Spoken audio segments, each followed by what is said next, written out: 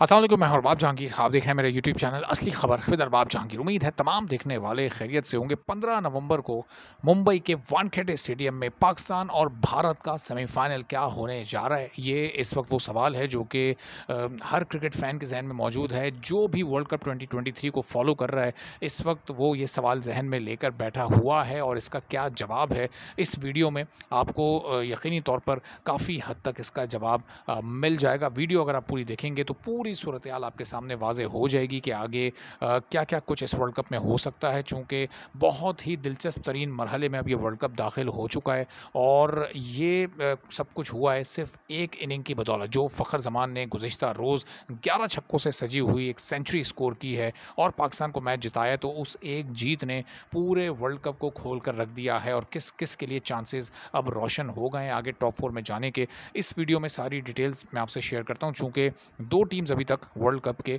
Semifinal के लिए यानी लास्ट 4 टीम्स में क्वालिफाई कर चुकी हैं। एक है इंडिया और एक है साउथ अफ्रीका। इन 2 टीम्स को अब कोई बाहर नहीं कर सकता। अच्छा, तीसरी जो टीम है वो भी आप समझें ऑस्ट्रेलिया, उसके चूँकि अभी 10 पॉइंट हैं और अभी उसके 2 मैचेस बाकी हैं, तो ऑलमोस्ट वो थ्रू हो चुकी है। वो ऑलमोस्ट, क्योंकि उसके 2 मैचेस हैं अफ़गानिस्तान और बांग्लादेश से, और अगर वो दोनों में से एक भी मैच जीतता है तो बड़ी ईज़िली वो आगे चला जाएगा। और इन केस अगर वो दोनों मैचेस हारता भी है तो भी उसके 10 पॉइंट्स बरकरार रहेंगे।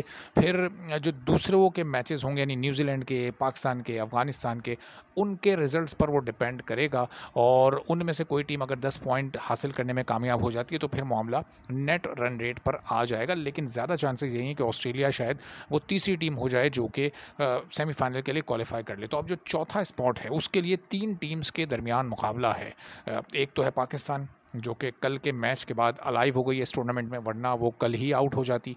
और अगर न्यूजीलैंड मैच जीत जाता तो फाइनल 4 का फैसला हो जाता और जो बाकी मैचेस थे अभी, बाकी लीग मैचेस, वो बिल्कुल दिलचस्पी से आरी हो जाते हैं। लेकिन पाकिस्तान ने ऐसा नहीं होने दिया और न्यूजीलैंड को हराकर पाकिस्तान ने अभी इस टूर्नामेंट को ज़िंदा रखा हुआ है। अच्छा, फिर जो दूसरी टीम है न्यूजीलैंड, जो कि इस वक्त एक्चुअल नंबर 4 पर है और उसके सबसे ज़्यादा चांसेस हैं कि वो इस नंबर 4 पोजीशन को बरकरार रखे, लेकिन उसे क्या करना होगा ये मैं भी आपको आगे चलकर बताता हूँ। तीसरी टीम है अफ़गानिस्तान, जो कि 3 वर्ल्ड चैम्पियंस को इस टूर्नामेंट में अब तक हरा चुकी है और अब किसी भी मौके पर वो कोई भी, अब वो चूँकि अब वो किसी टीम को हराती है तो अपसेट नहीं होगा। तो अब उसके 2 मैचेस बड़े ही तगड़ी टीमों से हैं। वो किन टीमों से हैं, ये एक-एक करके हम सारी टीमों की ज़रा सिचुएशन देखते हैं। सबसे पहले हम न्यूजीलैंड पे आते हैं। न्यूजीलैंड की टीम अगर श्रीलंका से उसका अगला मैच है, श्रीलंका को हरा देती है तो उसके 10 पॉइंट हो जाएंगे और फिर जो उसका रन रेट है वो ऑलरेडी प्लस में है और पाकिस्तान से बहुत बेहतर है, तो उसकी वो जो पोजीशन है वो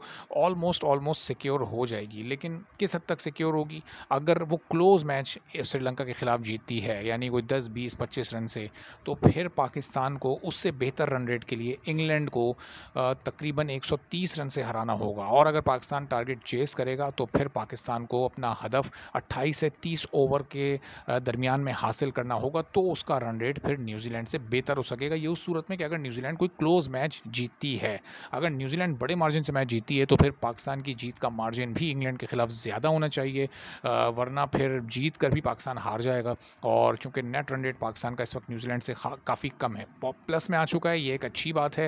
वो मार्जिन जो कि साउथ अफ्रीका ने न्यूजीलैंड को हराकर बहुत कम किया था, तो अब वो बहरहाल थोड़ा काम खुद पाकिस्तान को भी अपना करना पड़ेगा। कब तक पाकिस्तानी टीम दूसरों पर डिपेंड करती रहेगी, और ये गुज़िश्ता रोज़ पाकिस्तान ने अच्छा खासा काम किया भी है। तो ये सूरत हाल इन दोनों टीम्स की है। अच्छा, अब अफ़गानिस्तान के पास 2 मैचेस हैं, एक है साउथ अफ्रीका से और एक मैच है अफ़गानिस्तान का ऑस्ट्रेलिया से। अब दोनों ही तगड़े मैचेस हैं। अब कहने को तो अफ़गानिस्तान इससे पहले इंग्लैंड को हरा चुका है, पाकिस्तान को हरा चुका है, श्रीलंका को हरा चुका है, तीनों वर्ल्ड चैंपियन है।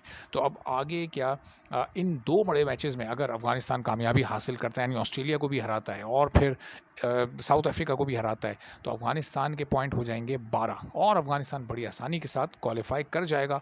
और फिर ये भी हो सकता है कि अगर अफ़गानिस्तान अच्छे मार्जिन से मैचेस जीतने में कामयाब होता है तो वो नंबर 3 पर भी आ सकता है, यानी वो ऑस्ट्रेलिया से भी ऊपर जा सकता है, क्योंकि फिर ऑस्ट्रेलिया ऑस्ट्रेलिया के साथ अफ़गानिस्तान का मैच है, अगर अफ़गानिस्तान जीत गया तो ऑस्ट्रेलिया हारेगा और उसका रन रेट थोड़ा-सा डाउन होगा, तो उसका फ़ायदा अफ़गानिस्तान को होगा। और फिर ऑस्ट्रेलिया अगले मैच में बांग्लादेश के से कैसा खेलता है, फिर वो उस मैच पर काफ़ी हद तक डिपेंड करेगा। तो ये अफ़गानिस्तान के पास भी इस वक्त खुला चांस है। तो अब ऐसा नहीं है कि मुकाबला और सिर्फ पाकिस्तान और न्यूजीलैंड के दरमियान है, बल्कि अफ़गान टीम भी इस वक्त इस टूर्नामेंट में उतनी ही अलाइव है जितनी कि न्यूजीलैंड और पाकिस्तान है। लेकिन चूँकि उसके मैचेस तगड़ी टीमों के ख़िलाफ़ हैं, तो इसलिए उसको इतना ज़्यादा हाईली रेट नहीं किया जा रहा है, लेकिन अपने दिन पर वो सरप्राइज़ कर सकती है। और वैसे ही साउथ अफ्रीकन टीम कोई स्पिनर्स को बहुत अच्छा नहीं खेलती, तो और फिर नीदरलैंड से भी वो हार चुके हैं, तो उनके ख़िलाफ़ अफ़गानी सरप्राइज़ भी कर सकते हैं। ऑस्ट्रेलिया के ख़िलाफ़ भी ऐसा कुछ हो जाए तो कुछ नहीं कहा जा सकता, और फिर इसका सबसे ज़्यादा नुकसान होगा न्यूजीलैंड और पाकिस्तान को। लेकिन अगर अफ़गानी टीम सिर्फ एक मैच जीतने में कामयाब होती है, यानी या तो ऑस्ट्रेलिया को हरा देती है या फिर वो साउथ अफ्रीका को हरा देती है और एक मैच हार जाती है, तो उनके हो जाएंगे 10 पॉइंट और फिर उनका रन रेट माइनस में ही रहेगा। तो फिर अगर न्यूजीलैंड और पाकिस्तान अपने अपने मैचेस हार जाते हैं, तो उस सूरत में भी अफ़गान टीम क्वालिफाई कर जाएगी। और अगर पाकिस्तान और न्यूजीलैंड अपने अपने मैचेस जीत जाते हैं, तो फिर रन रेट में नेगेटिव होने की बुनियाद पर अफ़गान टीम बाहर हो जाएगी और फिर न्यूजीलैंड की टीम या पाकिस्तान की टीम जो अपने बेहतर मार्जिन के साथ रन रेट को बेहतर करके कामयाबी हासिल करेगी, तो वो फिर आखिरी 4 टीमों में जगह बनाने में कामयाब हो जाएगी। अब श्रीलंका और इंग्लैंड, ये वो 2 टीमें हैं जो कि इस टूर्नामेंट से आउट हो चुकी हैं। इंग्लैंड तो बॉटम ऑफ द टेबल है और इन दोनों टीमों के पास आगे बढ़ने का कोई मौका नहीं है, लेकिन ये 2 टीमें आगे बढ़ने वाली 2 टीमों का रास्ता रोक सकती हैं। यानी इंग्लैंड अगर पाकिस्तान को हरा दे तो पाकिस्तान इस टूर्नामेंट से बाहर हो जाएगा, और श्रीलंका अगर न्यूजीलैंड को हरा दे तो फिर मामला नेट रन रेट पर आ जाएगा, चूँकि जो रन रेट है न्यूजीलैंड का वो पॉजिटिव है और अच्छा स्ट्रॉन्ग रन रेट है, 0+0.3 उसका रन रेट है। तो श्रीलंका से हार की सूरत में उनके चांसेस कम तो होंगे, लेकिन बिल्कुल ख़त्म नहीं होंगे। लेकिन फिर भी एक अच्छा खासा डेंट इस वक्त श्रीलंका और इंग्लैंड की टीमें इस वर्ल्ड कप में डाल सकती हैं, जो कि प्रैक्टिकली इस टूर्नामेंट से आउट हो चुकी हैं। अब जो उनके मैचेस हैं वो चूँकि शेड्यूल्ड हैं, वो फॉर्मेलिटी मैचेस हैं, चूँकि चांस उनका कोई नहीं है, लेकिन दूसरी टीमों के आगे बढ़ने का जो एक सूरत हाल है, जो सिलसिला है, वो उनके साथ मैचेस के नताइज पर डिपेंड कर रहा है। तो ये आगे जो आने वाले अब अगले मैच, अच्छा सबसे दिलचस्प बात यह है कि पाकिस्तान का जो मैच है इंग्लैंड से, वो बिल्कुल लास्ट में है। यानी पाकिस्तान और इंडिया के आखिरी 2 मैचेस हैं। इंडिया का मैच नीदरलैंड से, इंडिया की सिचुएशन तो खैर बिल्कुल थ्रू है, उसमें तो कोई शक की शुबे की गुंजाइश ही नहीं है, वो क्वालिफाई कर चुके हैं। पाकिस्तान का मैच बिल्कुल सेकंड लास्ट डे और सेकंड लास्ट लीग मैच है, तो उस वक्त तक आप ये समझें कि ये टूर्नामेंट अलाइव रहेगा। यानी कल की एक जीत ने वो आखिरी मैच तक की दिलचस्पी को दोबारा से एक जगा दिया है, जान डाल दी है इस टूर्नामेंट में। वरना अगर गुज़िश्ता रोज़ पाकिस्तान हार जाता, न्यूजीलैंड जीत जाता, पाकिस्तानी टीम का सफ़र वहीं पर तमाम हो जाता और फिर पाकिस्तान और इंग्लैंड का मैच महज एक रस्मी कार्रवाई की हद तक रह जाता। लेकिन अब वहाँ तक टूर्नामेंट में जान है और हर मैच के रिज़ल्ट को लोग बड़ी गौर से देखेंगे कि कहाँ पर कौन जीत रहा है, कौन हार रहा है, किसको फ़ायदा हो रहा है, किसका रन रेट ऊपर जा रहा है, किसका नीचे आ रहा है। चूँकि न सिर्फ पाकिस्तान में तमाम लोग बल्कि इंडियंस भी 15 तारीख को मुंबई के वानखेड़े स्टेडियम में देखना चाहते हैं पाकिस्तान और इंडिया का सेमीफाइनल। चूँकि अब पॉइंट्स टेबल पर सिचुएशन ऐसी है कि इन दोनों का फाइनल तो नहीं हो सकता, क्योंकि पाकिस्तानी टीम अब नंबर 3 पर तो नहीं जा सकती, नंबर 2 पर जाने का तो सवाल ही पैदा नहीं होता।